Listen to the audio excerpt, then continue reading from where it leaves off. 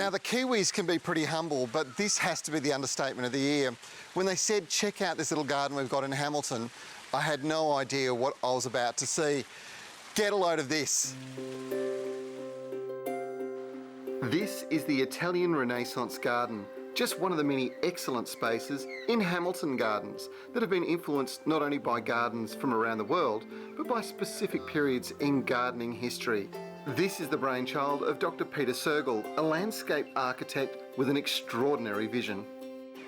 Peter, thanks very much for your time. Now, tell me a little bit about the concepts behind this garden. It's completely unique.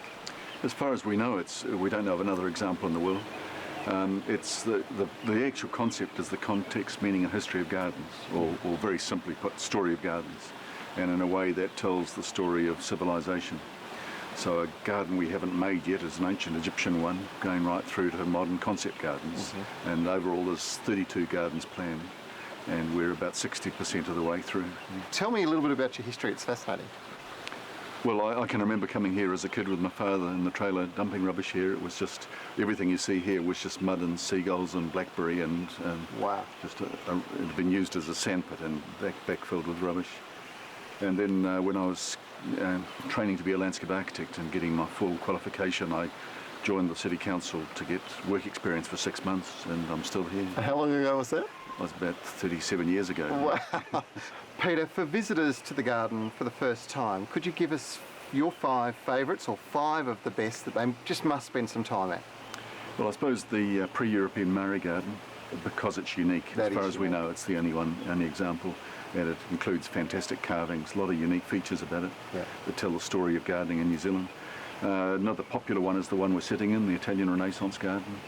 And just at the moment, the Indian Chabar garden isn't looking its best, but when it is with 4,000 flowering plants, it's just a big Persian carpet of plants. Still looks pretty good at the moment. Yeah.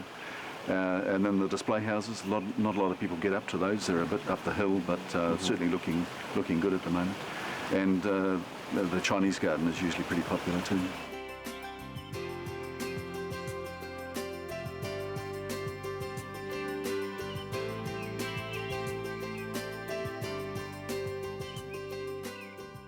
To have asked Peter for his 5 favourites was a bit unfair, because there are so many beautiful gardens here. This is my favourite, and he didn't even mention it. This is the Japanese garden.